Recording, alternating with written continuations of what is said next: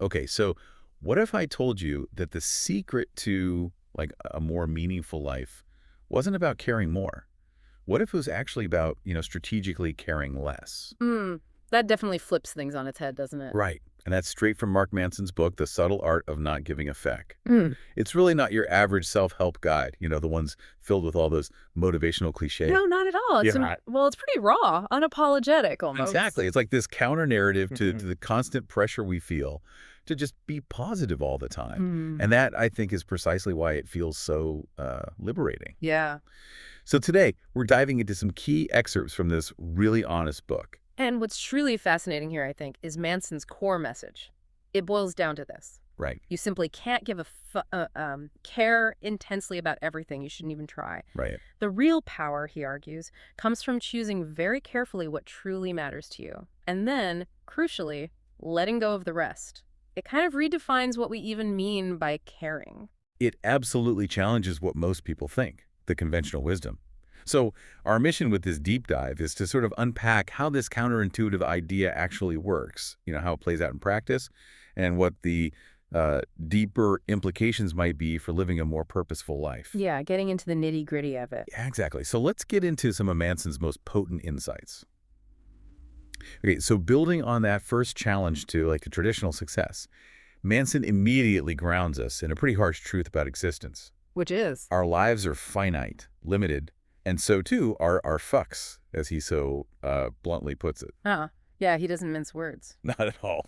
But this isn't just some philosophical point. He frames it as like the core economic principle behind his whole philosophy. Precisely. It's resource management, but for your attention and energy. It's not just about managing your calendar. It's about reclaiming your psychological bandwidth. Think about that. Okay, yeah, like mental real estate. Exactly. Imagine how much mental space you free up when you stop constantly battling the noise of, needing external validation. Yeah. Or when you stop agonizing over every little minor inconvenience that life throws at you. Right, the small stuff. So this isn't really about not caring in an apathetic way. It's about a radical prioritization. You funnel your precious energy only where it genuinely serves your core values. Okay, so if we're being really selective, really intentional about where we invest our limited attention, that naturally leads to another fundamental challenge Manson throws down, doesn't it? About our whole pursuit of happiness. Mm-hmm. Because it sounds like it's not about eliminating problems at all, which that seems to fly in the face of everything we're taught, right? Yeah. Seek comfort, avoid pain. That's exactly where he sort of flips the script on happiness. Mm-hmm. For Manson, happiness isn't the absence of problems, it's the satisfaction you get from tackling meaningful ones. Okay, meaningful problems, not just any problems. Right. He argues that life is fundamentally a series of problems, can't avoid them. So happiness comes from the act of solving them, or maybe more accurately, choosing which problems you're willing to embrace. Choosing your struggles, essentially. Yes. It forces us to ask ourselves, are we just avoiding discomfort? And is that avoidance actually costing us genuine meaning? Because often the good problems, the ones really worth our limited energy, they're the challenging ones, but they're also the ones that lead to profound growth. Okay, that makes sense. It shifts the focus from outcome to process almost. Now, this next concept he talks about, the feedback loop from hell, I think this is something everyone's felt, even if we didn't have that name for it. It's where he really digs into that modern paradox, trying so hard to be positive that the effort itself makes you miserable. Oh, absolutely. And it raises a huge question about our society's maybe obsession with perpetual positivity, doesn't it? Yeah, definitely. If you're feeling anxious about feeling anxious, or you feel guilty about feeling guilty, you get trapped. You fall into this self-perpetuating cycle of just, misery. The loop. Exactly, the loop from hell. And the way out, according to Manson, is actually quite simple conceptually, but profoundly difficult for many of us in practice. Which is? Acceptance. Mm-hmm. Just accepting the negative experiences, accepting your emotions about them, seeing them as an inherent, unavoidable part of being human. So stop fighting the feeling. Pretty much. Yeah. Paradoxically, accepting the negative actually makes you happier in the long run.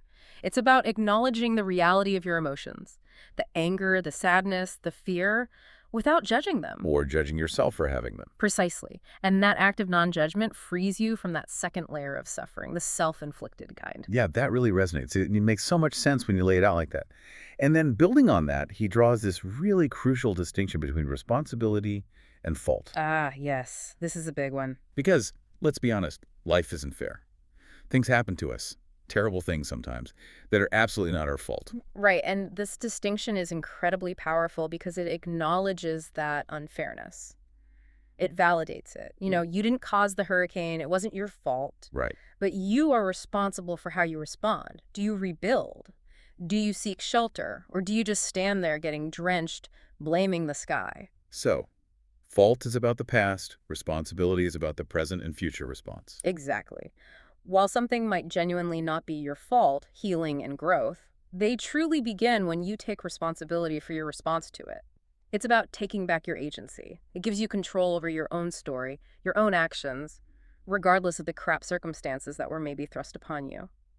That feels incredibly empowering, actually, shifting from victim to agent. It really is. It's a major mindset shift. Which then leads us directly into another massive lesson from the book, Right. one that can feel pretty tough for a lot of us, myself included sometimes. Let me guess.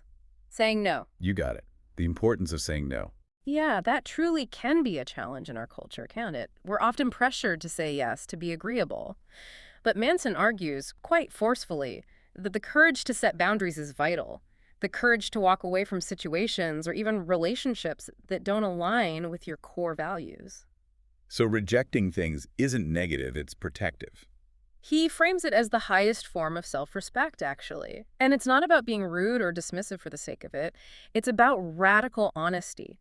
Honesty with yourself and others about what you value, and valuing your own finite resources, your time, your energy. Because every time you say yes to something unimportant, You're implicitly saying no to something that could be important, saying no to the extraneous, the trivial, the stuff that drains you. It frees you up. It creates the space, the bandwidth for authentic yeses, for the things that genuinely matter to you. makes sense. You clear the clutter to make room for the valuable stuff.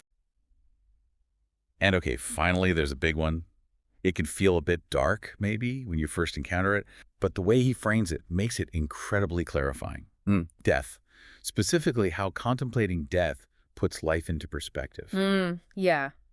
This is perhaps the most profound point in the book, I think. And you're right, it's not meant to be depressing. Not at all. It's meant to be, well, clarifying, like a lens sharpener for life. How so? When you truly sit with and embrace the reality that your life is short, that it's finite, a lot of the trivial concerns, the daily anxieties, they just tend to vanish. Like they lose their power. Exactly. They just seem small and insignificant in the grand scheme of things.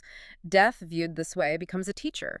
It teaches us to focus intensely on what truly matters, on love, on connection, on growth, on creating meaning. Because those are the things that endure, in a way. Precisely. Those are the things that ultimately stand the test of time, that make a life feel well-lived.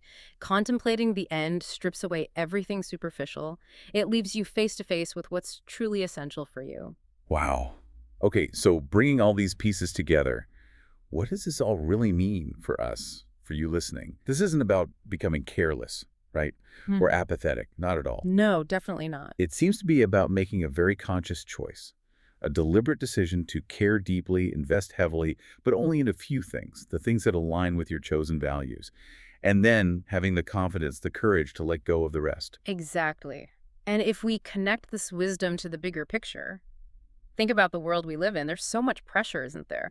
To do it all, have it all, be positive, 24/7, chase endless external validation. This noise is constant. It really is. Yeah. And in that context, this perspective from Manson, it's like a refreshing slap in the face, in a good way. Yeah, a necessary wake-up call. It reveals that sometimes, maybe often, the true path to freedom, to finding genuine purpose, it actually starts with having the guts to say, you know what? I just don't give a feck about this particular trivial thing. Right, freeing up that energy. Because when you stop trying to give a feck about absolutely everything, Yeah. that's when you finally make space. You create the room to really care deeply and meaningfully about what truly matters. Well said. So as we wrap up, we'd love for you, the listener, to maybe consider this. Building on that idea, what's one thing, just one thing maybe, that you've recently decided is no longer worth your precious energy? What are you choosing not to give a fuck about anymore?